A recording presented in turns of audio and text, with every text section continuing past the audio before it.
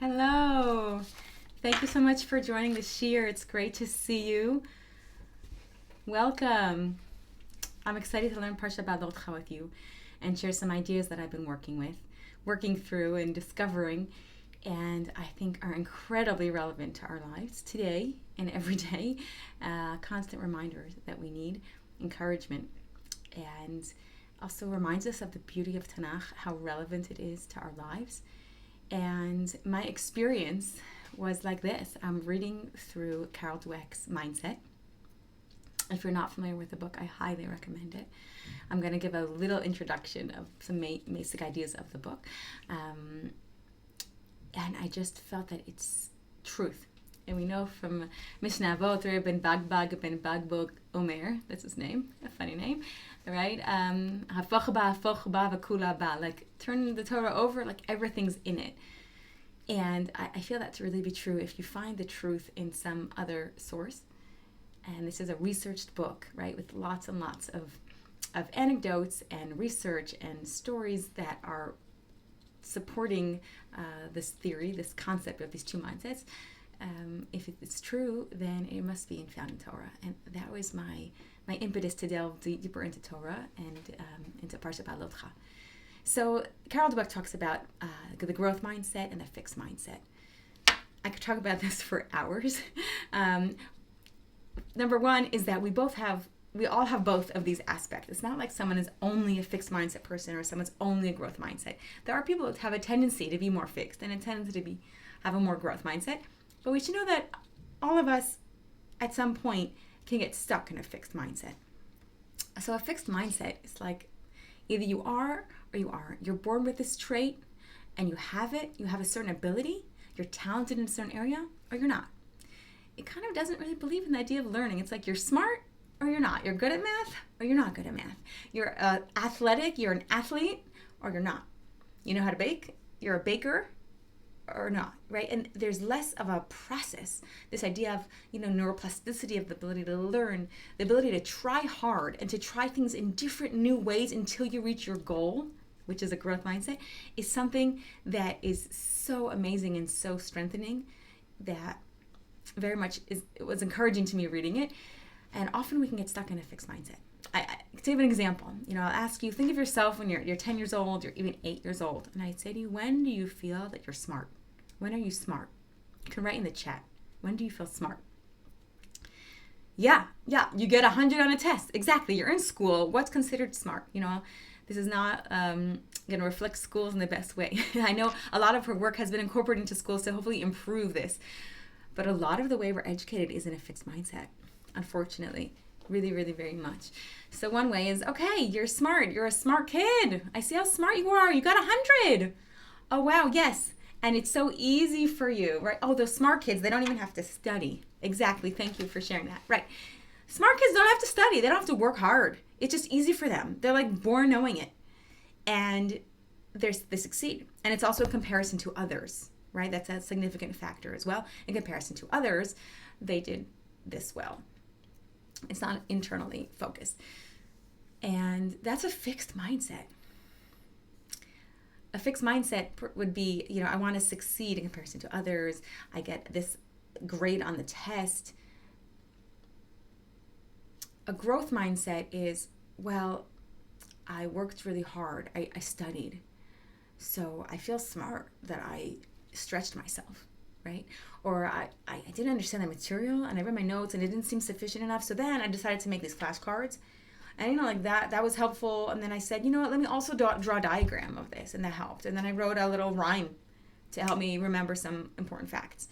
And wow, it's a way of thinking that's very different. I found a great image online. Obviously, it's going to be reverse when I showed you. And I don't have the copyright. I don't remember where I found it exactly. But it's like, I love that just that's in color. It's such a great visual. So some examples given here is like a fixed mindset would say, this is too hard. I cannot do it. Period. End of sentence. I cannot do it. Whereas a growth mindset says, I can't do it yet. And says, oh, this is hard? Yay. It's challenging. That's exciting. I'm going to learn and grow. It might take some time and effort, and that's okay, right? I'm okay with the process.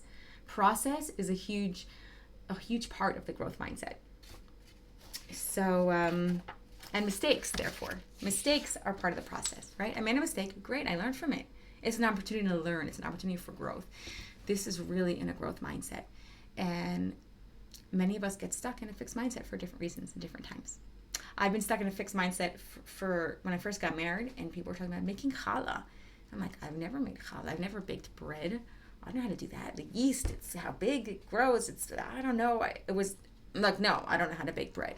I could learn other things. For some reason, I had a growth mindset and learning new recipes. I didn't really cook so much before I was in my 20s. And I was open to learning new things. Somehow I had a thing about bread. Like, I don't do bread.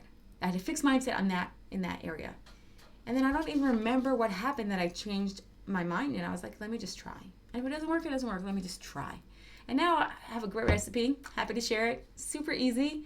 And it's like no big deal. My kids know how to make bread. It's just like a simple, easy thing that anybody can do. So it's interesting that we can shift, right? We can be in a stuck mindset for a certain reason, in a fixed mindset, and it can change. So that it also gives us hope, right? You don't have to be stuck there. Being aware, one of the goals of the Shirim is being aware that we're even in a mindset sometimes. We're even in that place. And I think the fact that we're going to look at Am Yisrael, where we were, and Moshe Rabbeinu and his leadership, and see that on some way they each had a bit of a fixed mindset. And I say that very carefully about Moshe Rabbeinu, right? I don't say that lightly. But we'll see B'ezrat Hashem as we learn through the sources how that comes to be. And I think it gives us a lot of chizuk, a lot of strength, a lot of support to say, wow, this is a model. This is what we can grow from. Okay, so let's dive in. B'ezrat Hashem. There's so much to say about the growth mindset. I have a whole chart, but we're gonna move forward because I really want to get to the parsha and learn Beha'alotcha and learn with you through the source. So look at your source sheets. Right, everybody has the source sheets. I send them to you. There's a link there. I did not make a PowerPoint for this year. B'ezrat Hashem at one point in the future. That's also, I think perfectionism plays a lot into the fixed mindset, right? It's either there or it's not. It's either perfect, it's this way, or it's nothing. So I had to lean into my growth mindset and say, it's good enough. It's not there yet. It's not completely perfect the way I would envision it to be, but it's good enough that I really want to share it now. So B'ezrat Hashem, it can evolve in the future. But you have your source sheets, and we're going to go through them. And you can ask any questions if you want in the chat or later. You have my email on the bottom of the source sheet, and I'm happy to talk. And there's so much more to say than what we're going to say, but I really hope let's dive in and see what we can learn. So we're in Parashat Beha'alotcha. It's in the book of Bamidbar. It's just to give us kind of a zoom out of where we're learning right now. We have Bereshit and Devarim on the ends of Chumash. We have 5 books of Torah, at least 5 books. Today we'll say maybe we have 7 books of Torah, but we're not there yet. So we have Chamisha Chumsei Torah, the 5 books of the Torah. So Bereshit we know is the beginning. It's Genesis. It's the families of Am Yisrael, the beginning of creation, right? That's kind of in its own unit. And Devarim is also on its own, is Moshe Rabbeinu speaking to Bnei Yisrael before his passing, right?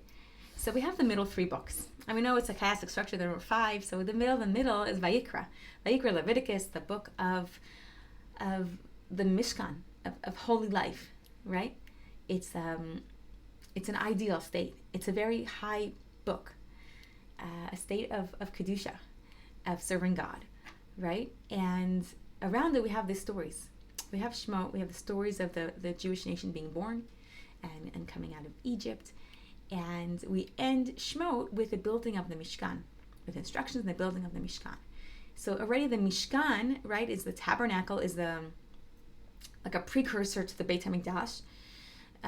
So that is the end of Shemot already. So from the end of Shemot and all of Vayikra through the beginning of our book of Bamidbar, right? We had the story of the counting of Bnei Yisrael in the beginning of Bamidbar. We had Nasa, the Karbanot. That's all.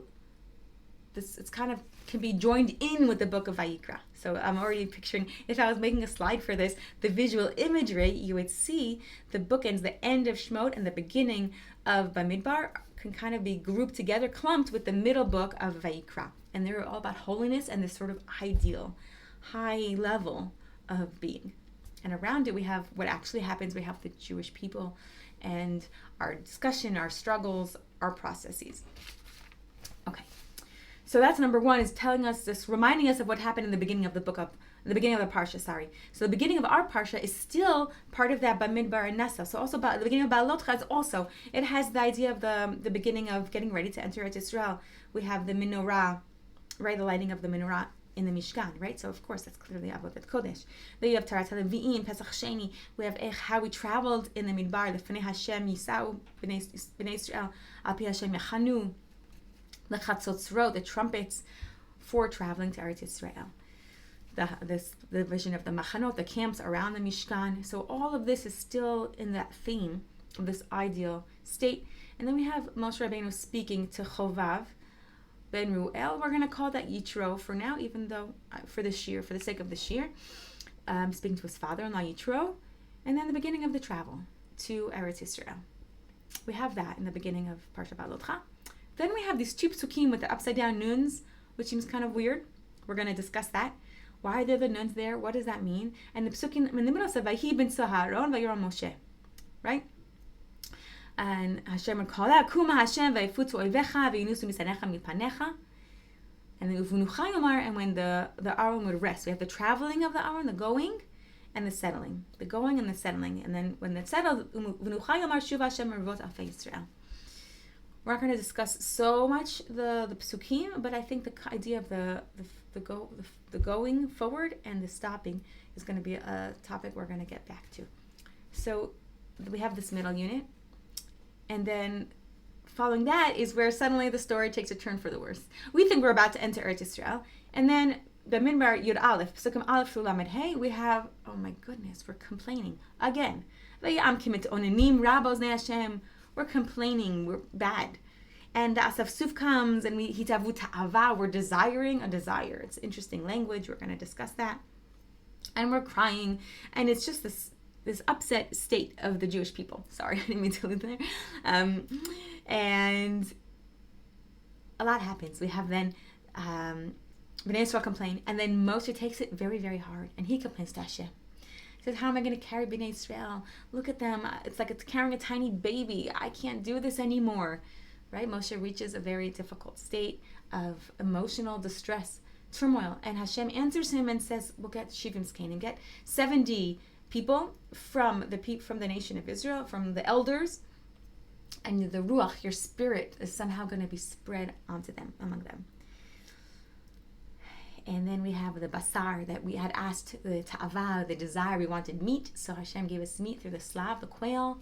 And then, of course, those people who have from the quail, we die. There's kivrot ta'ava. And we end our parsha. We end this sort of downhill decline with the idea of Aaron and Miriam speaking al odot isha hakushit, about what seems to be about Moshe's wife. But there's whatever it is they're actually speaking about, there's lashon hara that's being spoken. And we'll get to that as well, Bezrat Hashem, in the Rashi there. So we know that it goes from bad to worse, and the next Shabbos is already Parashat Shlach, the Meraglim, and we have a limited mindset. When we see the people there, we see the people in Eretz Canaan, and we see Vanihi be'einenu kechagavim, v'chen hayinu be'einehim. We have our fixed mindset, our limited mindset. Then in Shlach, the Nisim, these great leaders of our people, 10 out of 12, say, look, we think this way, we are limited in this way, so that must be the way we are seen in this limited fashion, right? How we think, what our mindset is, and how we think becomes a reality. And really that's the very last source on the source sheet, number 13, is about Shem Tov. He says, Heichad shemachshavato shel adam nimtza, sham hu kulo, right? Where a person's thoughts are, that's where he is completely. And of course that relates to the idea of mindset, right? So we already have a sense of how relevant this is. I want to talk for a minute about this middle unit. This middle unit with a nunim hafuchot, this upside down nuns. So there's a Mishnah in Yadayim, and there's a Gemara in Shabbos, which talk about this section and how important it is. There's an idea that it's like a sefer b'fnei atzmo, it's like its own book, as if we have 7 books of the Torah. That's what I was referring to before. And I think part of it is because what's in the middle here is really the crux of the message I want to say today, which is that we can fall, and we are meant to fall, and we get up again. And the Aron is what guides us there. That's the imagery. Vahi ben Soah Aaron, when we're carrying the Aron. And what's in the Aron is the broken luchot. Why do we keep the broken luchot? Is it to remind us of how badly we've fallen? And look how you messed up. You should always remember how you messed up. I'm going to keep it here for you to remember. I really, really don't think so.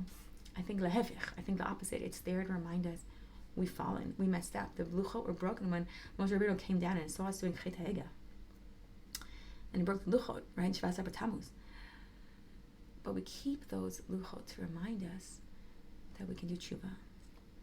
And we can try again. That you fall down. There's a nefilah. And then you get up again. Right? We know there's a pasuk in Mishlei. It's like Ki Sheva Yipol Tzadik V'Kam. You fall 7 times. Ki Sheva Yipol. And 7 is more than just 7. 7 is a whole number. It means it's on a regular basis. It's like 7 days of the week. You are falling down. You are messing up. You're making mistakes. You're not living your perfect ideal life. Right? We said that all of Vayikra and the end of Shmo and the beginning of Vayimidbar has this ideal level. Okay, the ideal is there, but we're here. And we're Bnei Adam. We're people. And we are meant to make mistakes. We are perfectly imperfect.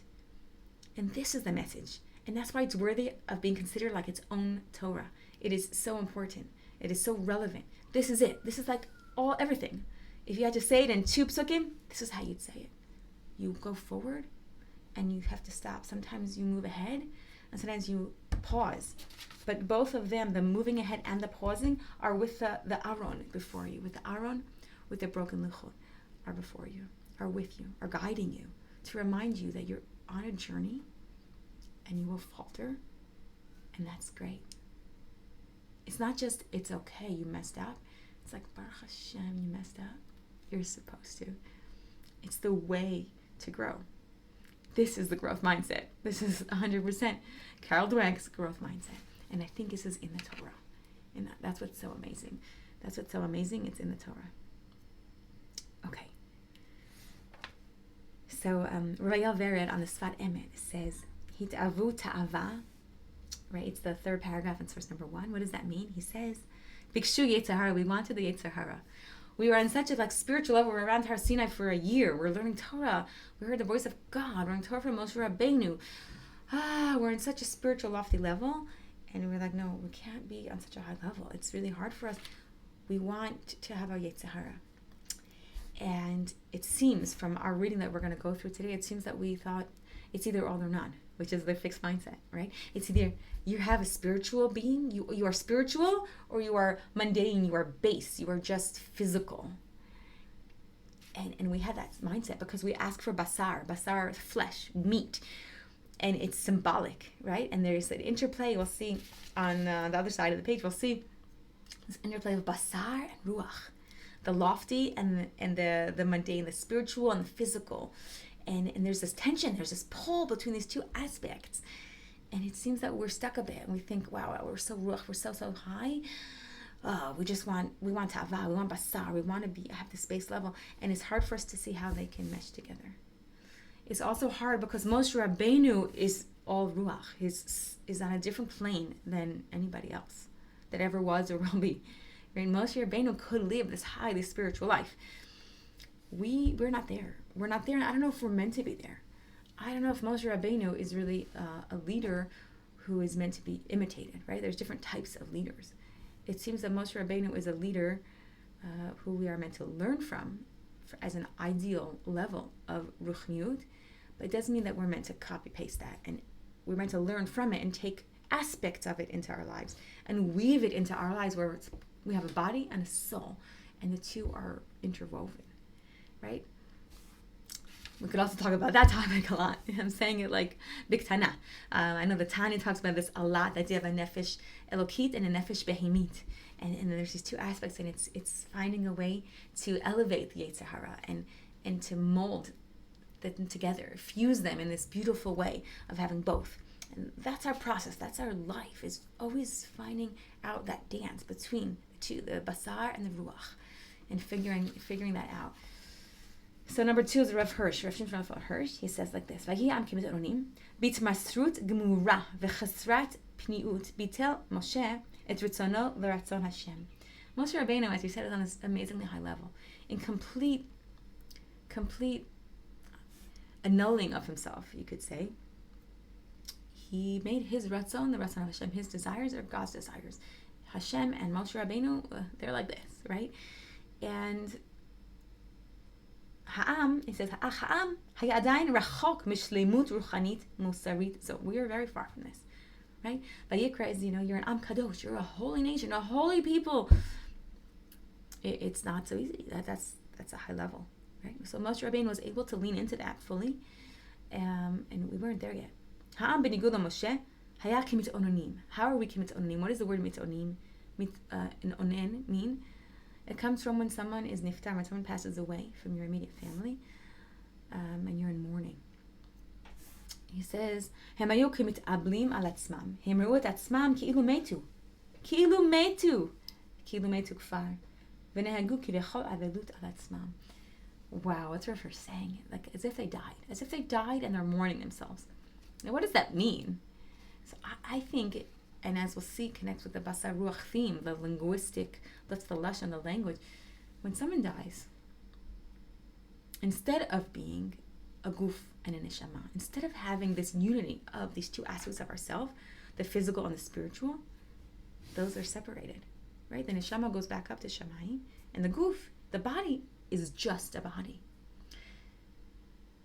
Their mitononim is lashon hitpel is on themselves. So it's not that they're mourning the loss of a loved one. They're mourning themselves because they're saying, I don't know how to integrate my spiritual and physical. I don't know how to do this process. So they're mourning and they say, we just want basar. I think it's amazing, right? We just want basar. We don't know how to have both. So it's like we're dead already. How are we dead already? The neshama is separate. It's just like we can't do the neshama. We did the neshama for a year around Har Sinai. We're done. We don't want that anymore. We just can't live to that standard. Moshe Rabbeinu is fine to be neshama, all ruach, but we can't. We're not. So I guess we have to be all basar. I guess it's all or none. It's a fixed mindset. It's either all or none. It's either one way or the other. Either I can do it or I can't. The idea of a talich, the process, and the shiluf between the two, the integration of the two is something that we don't quite understand yet. And that's the process we needed the midbar for. We needed to be in the desert. We needed to figure out how to incorporate the basar and the ruach. Okay. Bezrat Hashem. Okay, sorry, I can't see. I took my glasses off because there was a big glare. And I have a very high prescription, and I'm just trying to see how much time I've been talking, and I'm leaning in. Okay, don't mind me. Okay, we are on number 3 of our source sheet. Chazarati Tatzuna, it says. I originally gave this in Hebrew, so that's why everything's titled in Hebrew. And if there's something that I'm not translating, you don't understand, you can write me in the chat. Okay, so a year ago we had a very similar complaint, albeit we perhaps were more. So now I'm thinking in Hebrew. I was like going to say more mutzdak. We were more in the right? It was a more reasonable complaint to say we don't have food because we had just left Mitzrayim. It was a month after Yetziat Mitzrayim, and we were hungry, and we were thirsty, and we needed food. So the complaint perhaps had more basis, but it's amazing how similar the complaint is. And also the complaint comparing, right? Part of what the similarity is comparing our experience here and our quote-unquote suffering to how great it was in Mitzrayim. So if you look on the right side of the chart, in Shemot Perek Tetzayin, in Parashat Beshalach, we say, first of all, the date, right? It's Ted Vav Iyar. If you see in the pasuk, Yom Lachodesh Hasheni L'Setam Meretz Mitzrayim. So it's the 15th of Iyar in the first year, meaning if we left the 15th of Nisan, right? It's Pesach. So we left a month prior. So it's a month after Yetziat Mitzrayim. And we have this complaint on Moshe and Aaron that, wow, we should have just died in Mitzrayim. We should have just died. In Mitzrayim, Basar, we're dreaming of how great it was. So first of all, it's funny how we see Mitzrayim all of a sudden as being this amazing place. Did we actually have all this food? It's unclear. Perhaps it was a very wealthy country. And even though we were slaves, their leftovers were still so great that we had a lot of great food. It's possible. And let's say that's the case. Let's say we're not totally imagining how much food we had. But it's not all or none, as we said. It's not black and white thinking. It's not a fixed mindset. It's either terrible or it's amazing. No, it was obviously very, very hard. We were Mitzrayim. We were slaves. So maybe it was good because we had some food, but look, would you really want to go back there? Suddenly we think we want to go back there. So again, it's a little bit of that fixed mindset. We think Mitzrayim was amazing. We just somehow forgot about all the negatives. And then a year later, here in our parsha, right? It says it's in Anchaf Iyar, Shana Hasheni, so a year later, the second year. Bechodesh Hasheni is Iyar. Be'esrim Lechodesh, so it's Chaf Iyar, a year and 5 days later. So it's almost exactly a year later. We have such a similar complaint. And we're saying, you know what? We want basar. And you know what? In Mitzrayim, it was amazing. All the food we had. זכרנו את הדגה אשר נאכל במצרים, חינם את הקישואים, את הבטיחים, את החציר, ואת הבצלים, ואת השומים. Oh my gosh, the fish and the garlic and if assuming it's all the same food, and the zucchini. Wow, such amazing food, like delicious. Really? So we want more basar. And we say,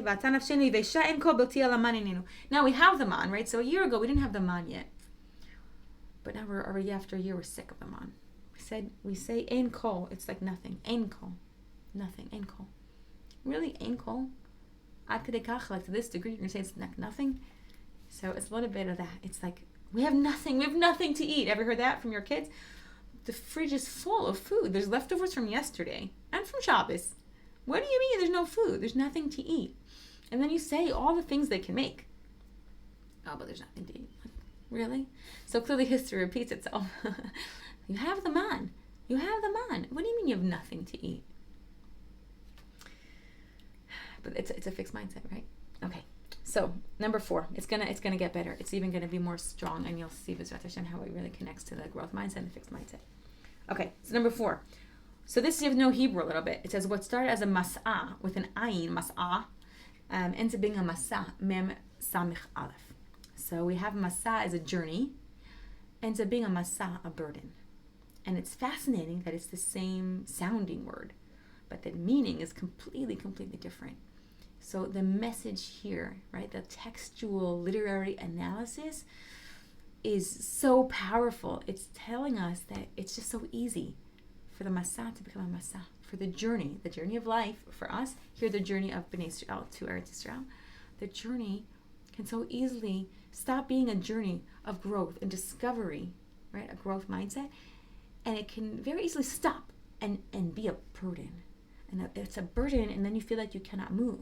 You're fixed in place, and you don't know where to go from there, right? Like, one of the reasons I think we get so upset about things not going the way we want, not changing, is because, I don't know, sometimes we don't really believe that there's a process that we can really grow. Example, you walk in the door and there's a pile of shoes. Maybe it's all in my house, but I'm imagining some of you might be able to relate to this. You walk in the door and there's a pile of shoes from various family members strewn in the front of the house. Now, there's a shoe closet, and there's even a shelf on the side that you bought for kids to put their shoes neatly in there. And somehow it's just this like massive mess. Now, I think one of the reasons someone, perhaps named Tina, but anybody, right, perhaps might walk in and say, oh my gosh, why is that mess of shoes here? Is it because we are upset at the pile that's there right now? Perhaps we're upset because there's also one there yesterday and last week, and I already told you this many times that it's there. That's part of it. And part of it is that we take that history and we let it mean that it's always going to stay this way. The fact that there's a pile today, and there was one yesterday, but the fact that there's a pile today means there's always going to be a pile. And whatever I say to you isn't going to help, and all the things I put in place isn't really going to change things. We kind of are beyeush for a few minutes there. We get like exasperated, and we give up. There's a sense of giving up and say it's never going to change. And I think that's the shorish, the root of what we're really upset about. Because if someone said, there's a big pile of shoes right there, but starting tomorrow, they're going to get put away every single day. Like, this is it. It's just today. It's the last day. And it's signed, delivered. Hashem told you. You had nevuah. This is it. They'll be like, I can handle this pile of shoes. Like, no problem. Because we really believe in change. We really believe there's a tahlich. We believe in we're not there yet, right? I saw there's all these like posters using the phrases from Carol Dweck's book that we're not there yet. And it's in the classrooms, it's become much, Baruch Hashem, it's getting into the classrooms more and more of, we're not there yet. And that's okay, right? If we really believe that, I think we'd be much kinder on ourselves and on the people around us. Another example, which I can relate to, how many times I've said, you know what? For 1 week even, 1 week, I'm just not going to have any sugar. Just want to see how I feel. I know it's healthy. I know it's good for me. I'm going to try. Or maybe no desserts. No desserts, no sugar. Something healthy. I'm going to eat healthy. I'm going to have a salad every day. I know I'm going to drink 2 liters of water a day. Whatever, some health choice. A more healthy choice of living. Let's just say, pick whatever you pick that you relate to. I think in general, we all want to be healthy. And many of us have made these kind of decisions over the years. New Year's resolution is probably one of the most popular themes, I think, is a more healthy lifestyle. I'm going to exercise every day. I'm going to go on a 20-minute walk every day. Whatever it might be, there's something. And then, okay, we're motivated. And then I have that cookie. Or I decide, coffee with sugar, it just tastes so much better. Whatever it is, I went on the walk yesterday, but then today I was too tired and I missed it and I didn't go on my walk. So a growth mindset says, okay, I missed 1 day. I messed up once. Okay, so what? It's a bump on the road. It's part of the journey. It's a masa with an ayin. It's a masa, and I'll just move on. So tomorrow, or starting again this minute, I'm going to get back on track. And that's totally fine. I think part of why we get so upset when we make those mistakes and we don't keep up with whatever resolution we had is because there's a part of us that gets stuck in the fixed mindset and thinks, you know what? I am always going to be addicted to sugar. You know what? I am just not an athletic person to really go to the gym every day. I have proven that I don't know how to stay committed to my goals. I am fill in the blank. And we get stuck in that fixed mindset where we tell ourselves we're like this. And we can support it. We have proof, whatever. And Dr. Dafka in the book, Harold Dweck, talks about cognitive behavioral therapy. And she says that can help a little bit. You can talk a person down instead of suddenly saying, I am never responsible and I never stick to my goals, which someone might say after you've tried for 5 years to be on this health plan and then you keep faltering. So you go to a therapist and they'll say, is it really true you've never did any goals? And then they try to talk you through any other goal you've ever had that you have committed to and succeeded in. And then hopefully you find a couple and then it kind of talks you down, takes you off the ledge, it takes you down a little less intense. And it could help. So instead of being 100% never, it's okay, so I'm 80% like that. But you said it doesn't really get to the root of it, because if you're still in a fixed mindset, which is really believing that you can change and that there's a process involved, then we just won't really change. And I think that's part of what happens here, that we're on a masa with an ayin, on a journey where we're meant to falter, we're meant to fall and get up again and learn from our mistakes, and it gets halted and it becomes this burden that Moshe Rabbeinu feels. And it's I don't know, Moshe can perhaps relate, perhaps Moshe cannot relate to the fact that we need such a tahalich, such a process to get to this space, this spiritual place. And perhaps because we're also wired differently, than Moshe Rabbeinu was a one and only unique individual that could be on such a level of spirituality. And like I said, I don't know if we're, as a people, as a whole, meant to be really like that on that level.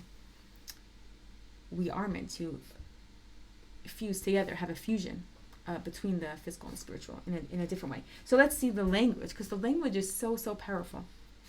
On the right side, we have, right before our complaining, Moshe Rabbeinu was speaking to who we'll call Yitro, and there's a repeating word. You see in bold there, the repeating word? You could write in the chat box. Yeah. Yes, thank you. You see the word tov, good. Can you count how many times we see it? It's in bold there. 2 in the first paragraph. There's 2. That's right. And then we have another 3. I think I counted 5. In a few short psukim, we have, I think 5 psukim. We have 5 times the word tov. So I would call that a repeating word. Amila mancha. A repeating word. Tov, tov, tov, tov, tov. It's good. Come to Eretz Yisrael. It's going to be tov. Come join us. It'll be good. It'll be good. Yitro. It'll be good for you. It'll be good. And what's the word there? The very beginning word in the first pasuk, we have the word nosim with an ayin, right? Nosim. We're going. We're traveling to Eretz Yisrael. And then again, you have 3 times in the last paragraph, vayisu mehar Hashem, right? And they're it's a 3-day trip. We're going to Eretz Yisrael, 3 days. Bada bing, bada bing. We're in the Holy Land. Amar brit Hashem noseh lefneihem. 3 days, and we're going to come to the land of Israel. Vanan Hashem alehem yomam b'nosam min hamachaneh. And b'nosam, we have the word nasam, and the cloud of glory is with us, right? As above us, as we travel. We travel. We have a masa, a journey, and we're traveling, and everything is good. What happens on the flip side? Instead of it being a masa with an ayin, we have masa, as we said, a burden. And that word is also repeated. You see in bold there? Sorry, it's an underline. Yeah, the nosim is underlined. The masa with an ayin is underlined, and also the masa is with an aleph is an underline, right? Where in the end of this first paragraph, he says, Moshe says, Moshe el Hashem, lama hareut el avdecha, v'lama lo matzati chen beinecha lasum et masa kol ha'am hazeh alai. Masa. And it repeats again. Ki tomar alai se'ehu b'chekecha kasher yisa ha'omen et hayonik. And then in the last paragraph, he says, Lo uchal anochi levadi las'et. I cannot carry them alone. And the idea of levad, alone, is also a theme that Carol Dweck talks about in a fixed mindset. When you think you're alone, you're stuck in this state, then sorry, I lost my train of thought for a minute. When you have this levad, this alone, when you have a fixed mindset, when you have a fixed mindset, you think you have to do things alone. She gave a lot of examples in the book about sports players, about athletes. And I don't remember exactly. I know Michael Jordan was in there as being a great growth mindset person and talking about, I'm not better than anyone else. I just practice a lot, and really like humility of practice, and you work hard. But there was an idea of someone, an athlete in a fixed mindset, be like, okay, I've proven, people say that I'm a star, that I'm an athlete, and there's very much an outward look how people see you as opposed to an internal validation, how people see you. So then you're going to be the one to get that goal. You want to be the one to make that 3-point shot. It's on you. There's it becomes sort of an ego thing. It seems to others like an ego thing because you're afraid of losing that place. It's more complicated than that. I'm kind of oversimplifying. But there's a lot of the levad. I'm not saying chas v'chalila that Moshe Rabbeinu had an ego. I'm not saying that. I'm just saying there's a comparison here with the levad, this alone. And he said that, and then Carol Dweck talks about it in a book, that a growth mindset will work much more on teamwork. Let's work together. Okay, so it's not about one person having the most points. Let's say it's basketball, making the most shots, the most hoops, and getting the most individual points. But it's rather seen as a group effort. Let's work together in the collective to make this work. And now Moshe Rabbeinu had two times when he was told, you're not alone. The first was, do you remember? With Yitro. Yitro was like, why are you doing this alone? It's not lo tov. It's not good. He says, it's not good for you to be on your own judging all the people, right? And then it became, Moshe Rabbeinu took Yitro's advice, and he suddenly had Serei Alafim, Serei Me'ot, right? And all of these extra people to help judge, to help answer questions, to be with them. He says, you're not alone. Atalo levad. That's not a pasuk. I'm just saying, you're not alone.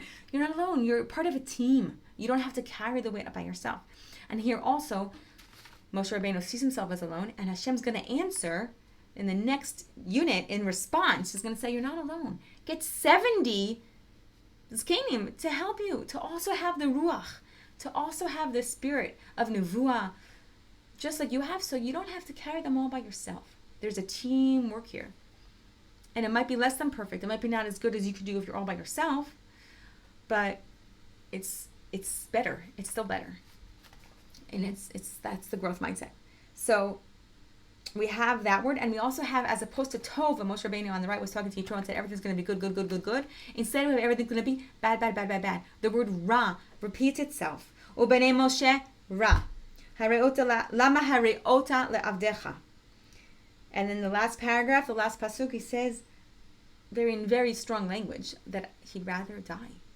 Right? V'im kacha at oseli hargeni na harogi matatichin beinecha v'al er'eh bira'ati.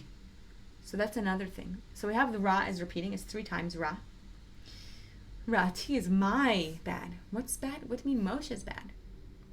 So Moshe takes responsibility for the fact that Am Yisrael didn't get to that state yet where we're following Hashem to go to Eretz Yisrael and following Moshe as our leader of understanding how to live our lives. The fact that we've faltered, Moshe Rabbeinu can't handle it. He's like, I have failed as a leader. Okay, kishalon, failure, right? That's a big topic in mindset in this book about how do you deal with failure. Do we say, okay, so let's try a different tactic. It's not working for us this way. Or, right, who can we get to support you? A growth mindset isn't like, yeah, you can do everything you want, just wish for it and it'll be there. No, growth mindset has very much an idea of you work hard and you problem solve. And if it doesn't work one way, you look for other ways to get the job done, to get to your goal. And so in theory, a growth mindset, I think, would respond that way and say, okay, so I see they're complaining again. I see there's some issues here. What can be another tactic? How can I help Am Yisrael, Bnei Yisrael, to grow through this and to change their mindset and to not be complaining? So Rav Hirsch says, quite surprisingly for me, it very much rang of the words of the mindset. He says like this in source number 5, Hashlichut, when he says, Lama hara'otu l'avdecha, how have you done this bad thing to me? Moshe Rabbeinu is talking to Hashem, and Rav Hirsch fills in the words as if is the voice of Moshe Rabbeinu. So read number 5 with me. He says, Hashlichut shelo re'iti et atzmi ra'oila milechatchila, this mission that you sent me for, that I didn't think I was worthy of, I was fitting for, milechatchila, from the beginning, right? We're going back to Shemot Perek Gimel. In the beginning, I didn't want to do this. I didn't think this was for me. This was terrible. He says, B'choser kishroni, in my lack of ability. Okay, that's a fixed mindset. You either have the skill, you have the ability, or you don't. Right? So Rav Hirsch is saying it. So I feel like we can support it. We're supporting by Rav Hirsch. He says, B'choser kishroni ya'abed ha'am v'aseva sheli hu lelo tachlit. Like, because I am not the right leader, I am not talented enough to be doing this, then the nation will be lost. Ye'ebad with an aleph, or it will be lost. And my suffering has no purpose because it's just not meant to be. So he also sees himself. Not only does he see Am Yisrael as being, you're complaining again about the same thing a year later. You haven't learned. So also there's a fixed mindset on the people, on the Jewish people, on Am Yisrael. There's also a fixed mindset in Moshe Rabbeinu for himself in this specific area, right? Saying, I wasn't really meant to be the leader for them. I wasn't really talented for this. So it's clearly not going to work. As opposed to saying, what skills can I gain? How can I go about this a different way? Right? Who can help me to learn? Like, he had Yitro, his father-in-law, to help him. Who else can be on my board? My support. I'm a leader. I'm gonna have this role. So who else can I engage with? Perhaps Moshe can speak to Aaron, speak to Miriam for some ideas. Right? He has people. He has all those other dayanim and other whatever the people, the other leaders that were already appointed. What can he do? Right?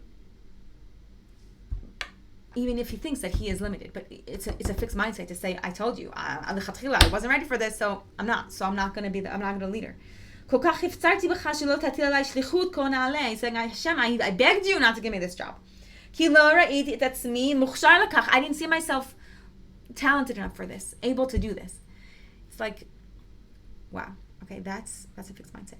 And if you look back in Perek Gimel of Shmo, we see 5 times Moshe Rabbeinu is saying why he should not be the one to do this. He says, right, Mi anochi ki elech leparo, ma amar aleihem, number 2, vehen lo ya'aminu li is number 3, lo ish dvarim anochi is number 4. He says, shlach na biyat shlach is number 5. So first of all, number 4, lo ish dvarim anochi, I'm not a man of words. So we could say, look, he proved himself wrong, because we have all of Sefer Devarim, right? It's an amazing thing that's the words he used, and that's the name of the book.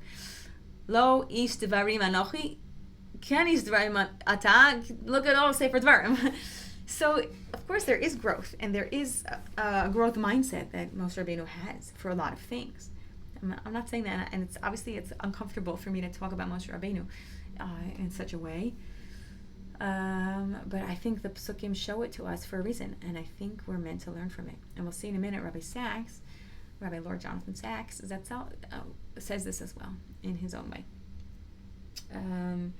But I wanted to add in the argument number 5 back in Shemot Perek Gimel was shlach na biyat tishlach. So if you just read those words, you might think like, send whoever you want to send. But the Midrash there says, Shlach nebiat tishlach is like, send malachim, send angels. It's not for me. Like, I don't want to do it. So it's really 5. The Chamalubitz brings us down. It's really this 5 complaints of Moshe Rabbeinu. 5, not complaints, 5 pushbacks, right? Why he doesn't want to be sent. So, okay. We're moving right along to what I said, Rabbi Sachs. So I discovered something which I really want to explore. You know, there's covenant conversation in the English book, Rabbi Sachs. And then there's a Hebrew version, which I thought would be a direct translation. So because I was giving the shiur in Hebrew, I read these amazing articles in English, and I thought, I want to get the proper translation in Hebrew to add to the source sheet and to teach it. And I discovered that the message was very similar, but it was built in a different way with different sources. So there's a really big difference between the Hebrew and the English.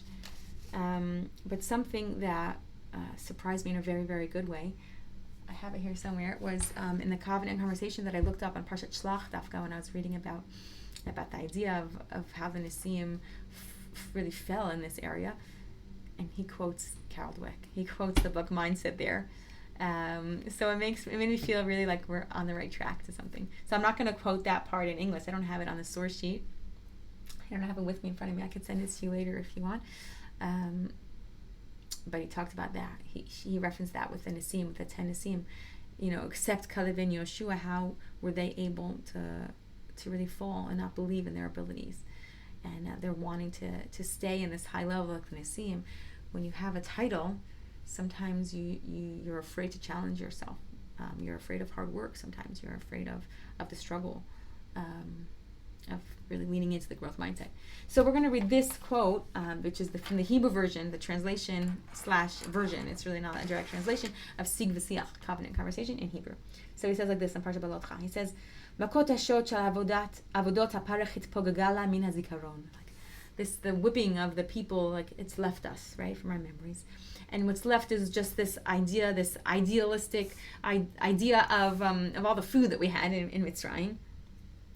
And then Charana po shel Hashem yatsa al kach ve'en ze pela. And so Hashem was angry with us, and that's no wonder, it's no surprise. Aval Moshe, Charana po yatsa michlal charanav. His anger was beyond anger. V'gia lekadei hitmotutut rikshit mamash, and it reached a level of just emotional breakdown. Yesh mashu machzik b'yidi'ah shamani. And then I'll interrupt a second. He talks about his own personal experience as being a leader of people, Rabbi Sachs, and saying that on the outside you have to be very strong with emunah and have a positive outlook. But he says like tachlis, you get frustrated. You have emotional distress also as a leader. And he said that there were many a time that he would open up this Parashat Beha'alotcha, and he would get strength from this. It said, if Moshe Rabbeinu, we'll read this inside, if Moshe Rabbeinu, it says, Yesh mashu mechazek, something strengthening him, b'yidiyah, she'hamaniga yudi hagadol b'historia, the greatest of all Jewish leaders, the greatest leader in history of the Jewish people, if Moshe Rabbeinu, chava omek kazeh shel afela, could experience such depth of darkness, of despair, efshar lemod mimena, we can learn from this, if you experience failure, and tell me this doesn't sound like a growth mindset, if you experience failure, it doesn't mean that you've failed. It means you have not yet succeeded, and that not yet is in Carol Dweck's book Mindset, and that's a major theme. It's part of a process, and you're just not there yet. And obviously, barur, that if you have failed in some way, it doesn't mean that you are a failure, chas v'chalila. But we just see that Moshe Rabbeinu, it sounds like he sees himself as a failure. When he says, V'al er'eh bera'ati, and reverse there, seems to say that he's failed as a leader. He's not able to lead Jewish people the way they need.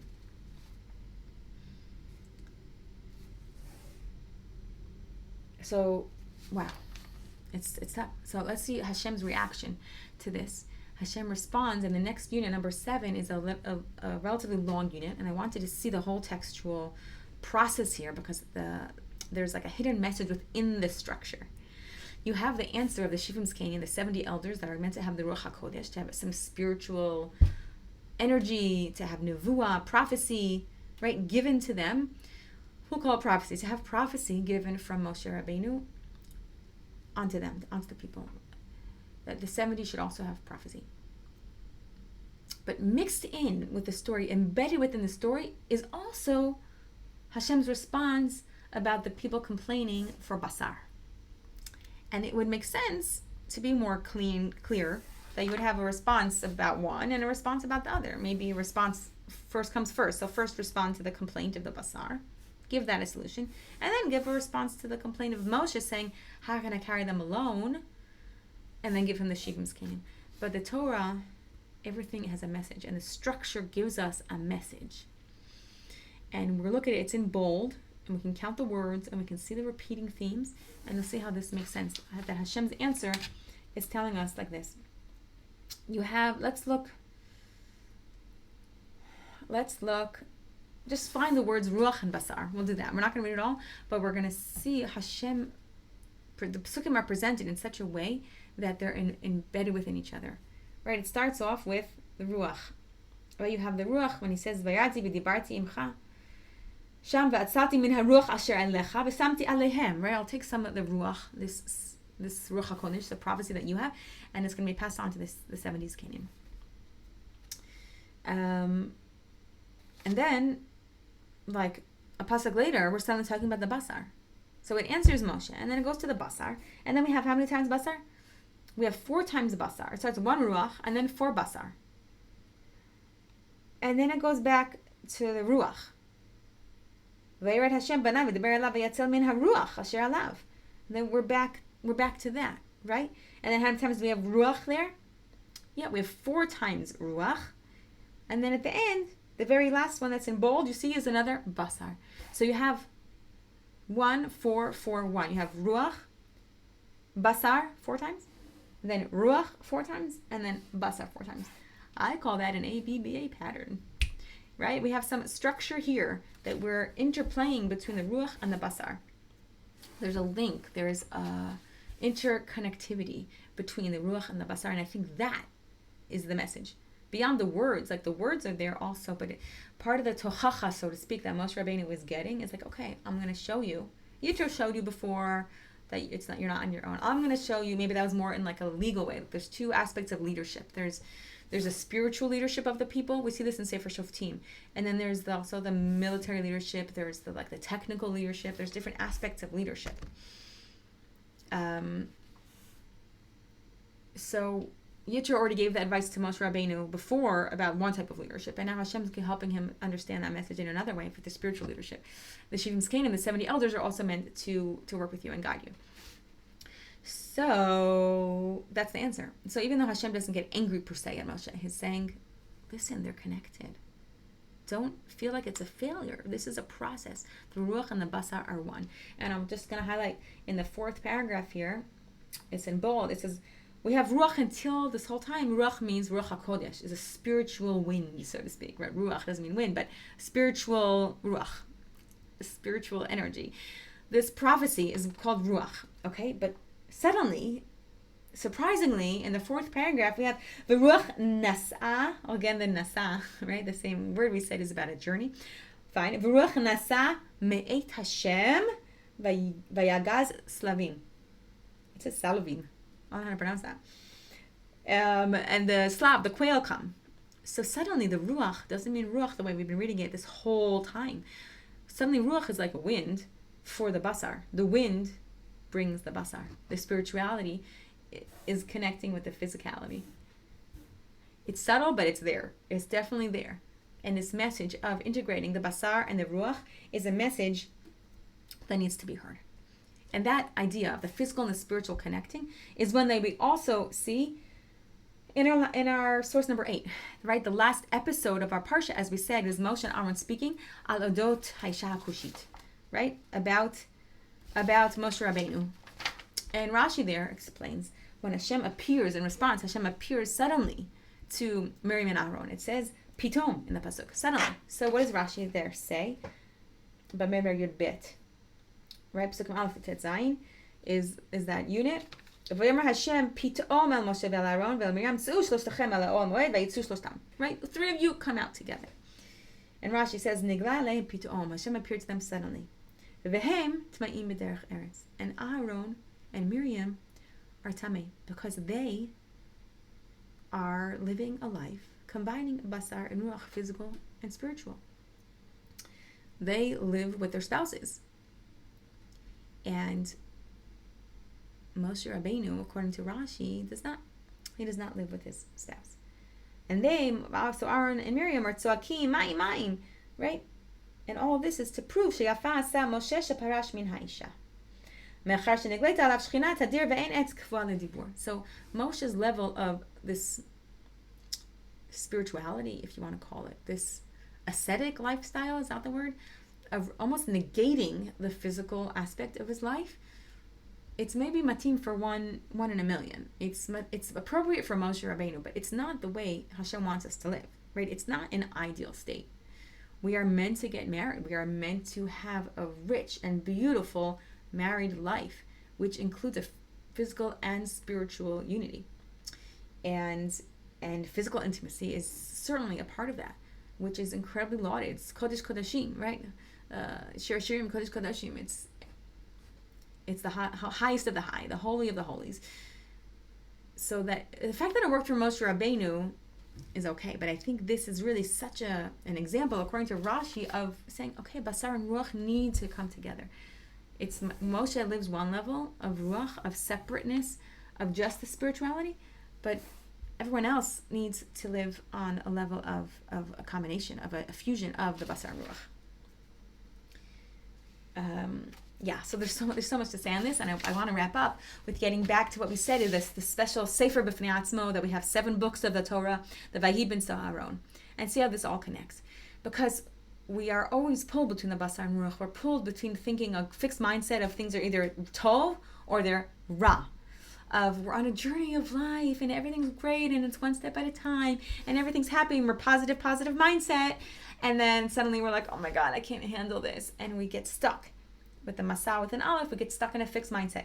And this is normal, right? We get stuck and we move. And I think Hashem wants us to remember that the faltering, the falls are part of the journey. And I think that's why that middle book, the extra book, that we have 7 books of Chumash, the Vahi ben Saharon section is surrounded by 2 nunim, upside down nunim. Funny thing, when I was writing my notes in Hebrew, I wrote upside down nun. So nun, I wrote N-U-N. And then I'm reading my notes later, and I'm like, upside down nun? And I have this visual of a nun with the whole garb, hanging upside down, like Sister Act, and they're all hanging. Anyway, so the upside down nun, it's not like that letter. So of course there's the answers that are given. It's like a parentheses. The shape kind of looks like a parentheses, like to separate. There's an idea that it's separate between the Puranut of Am Yisrael, that we messed up 3 times in a row. So the first one was that we ran away from Har Sinai, and then there's those psukim, and then the next 2 are that we complained, right? The Mitonanim and the Ta'ava. But another way of looking at it is that it's upside down Nunim because Nun stands for Nefilah, and we know this from Ashrei. We know that if you look in Ashrei Yosher Beitecha, that we say, it's davening, that it's alphabetical acrostic, but their nun is missing, Kilu. So it's missing, but it's there in an illusion. It's there on the Samech when it says, Somech Hashem l'chol hanaflim, right? It's in the bottom of source number 9, Tehillim Kuf Mem Hey. Somech Hashem l'chol hanaflim. Hashem supports all those who fall. The nun represents Nefilah, and that's why it talks about in the Gemara Bracha, number 9, that about the idea that it wasn't there, that the nun was missing.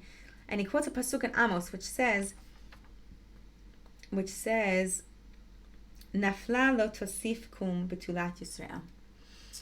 And one way of understanding it is Nafla. Am Yisrael, Bnei Yisrael, we fell, Nafla, lo tosif kum, shall not get up again. And because it's such a terrible pasuk, so we don't want to include the nun. We don't want to include the idea of Nefilah.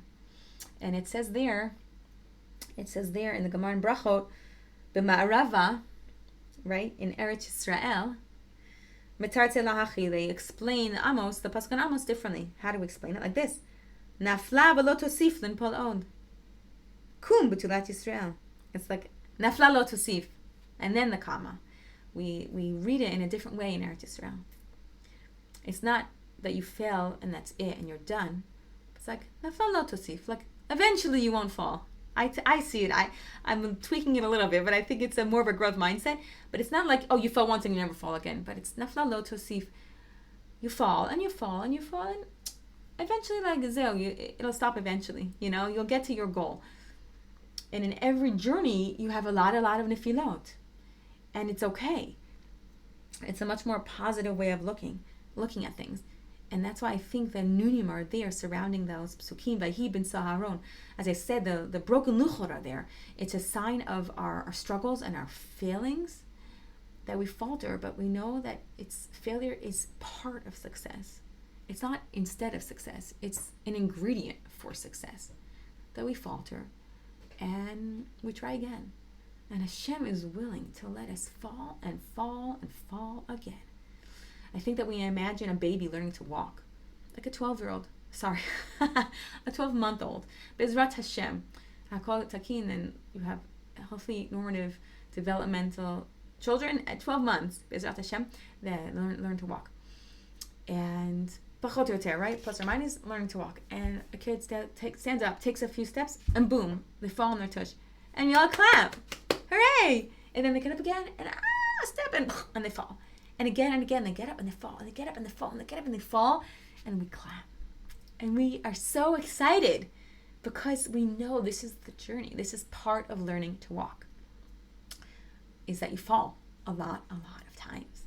The problem is that at very soon after, we sort of forget, and we want to just try something and succeed right away. We don't want to have to work for it. We want to just be good at it already. We just want to succeed. And we have to remember that. We have to remember this process of learning to walk and falling and just clapping when we fall, celebrating our falls. I have to work on this. I recognized myself in my fixed mindset in so many different ways in this book. And I think it's a journey for everyone to recognize how to keep moving forward in the journey, is to recognize that we are meant to fall. And this is Torah to Eretz Yisrael. I think it's appropriate because this is the land of the Jewish people, and this is where Moshe Rabbeinu wanted to bring us to, but his mindset wasn't the right one for Eretz Yisrael.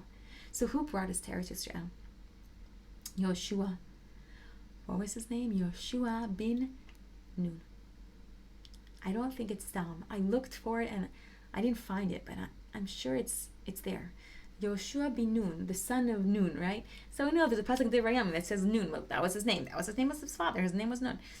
I don't think it's a coincidence. I think the leader to take us into Eretz Yisrael, the place where we have such spirituality and such physicality, and we need to combine them together to elevate it, to live the life we're supposed to live, is someone who's Yoshua ben Nun, a person who knows how to have nefilot and get up again, how to fall down and get up again, because that's the secret. That's what we need. And it's not Stam. I discovered this. I didn't realize that there's another place. In all of Tanakh, there's two places that have upside down nunim. Nunim hafuchot. Not the nuns. There's in Tehillim Kuf Zayin, source number 10. It's a mizmor that was chosen to be read for Yom HaAtzmaut. It's Torah Eretz Yisrael. It's knowing the secret of Nefilah. And it talks about 4 different types of people who then, we learn halachically, who then say Birkat HaGomel, right? There's Ta'ei Yam and Ta'ei Midbar, and there's Asirim and Cholim. People who are prisoners and people who are sick, and travelers in the desert or in the wilderness, and travelers in the oceans. These 4 groups of people, when you return, when you come to safety, you say Birkat HaGomel. But there's Nunim HaFuchot. Isn't that amazing? Because that's the Torah, that's the ideal. That's the ideal, is that we fall. We are not meant to be malachim. We're not meant to be angels. Angels have regal acha. We learn from the vision of Yechezkel. Regal yishara. Raglayhem regal yishara. They have 1 leg. 2 legs fused together somehow. They don't move. They don't walk. They don't fall, but they don't walk. They don't move forward and they don't move back. But they stay still. And we're mahachim. We're mahachim ben ha'om dimeilei. We learn from Zechariah. We are walkers. We move. We move. We move. We fall and we move. This month of Sivan is the month where the chush, the sense is halicha, is walking, and the body part I'm thinking in Hebrew, the body part is regal small. And I'll end with this. We say, when you want to have success, you say, Tatchil beregal yamin. You should succeed in with your right leg. I don't know if we have the phrase in English. I looked it up. I'm like, I know they say break a leg when you go on stage, but I don't know if that phrase exists in English. I don't remember hearing it, and I didn't find it when I looked up on Google. And if you say regal small, like why can ze nichshari? Utchil beregal small, like he started in his left leg. I know we're just not nice to lefties. I apologize. I have a sister's lefty and a daughter's lefty, and it's not fair. The world is not fair. When you start with your left leg, it's like, it stands for nefilah. It stands for failure. But that's the body part for this month. This month, the holiest month you can say, because it's the month we got the Torah. In this holy of months, we say, you know what? Just keep on walking. And if you start with your left leg and you falter, it's okay. Just keep on walking. Just keep on walking. And that is the message that I give to you and I give myself, please God, is to remember that if we're not there, it just means we're not there yet. And if we fall, we say, okay, great. Now I got to figure out a different way. Now I got to try again. Falling is part of growing. Be'ezrat Hashem, we should take these messages with us every day, because I know I need to hear them on a regular basis. I know that the Torah is Torat Chayim. It's alive, and it is so relevant. If Moshe Rabbeinu struggled with this, if Bnei Yisrael struggled with this, then our struggle is their struggle. And Hashem knows it. And Hashem loves us just the way we are, with all our perfect imperfections. So stay strong and keep on moving and keep on falling. All the best. Shabbat Shalom.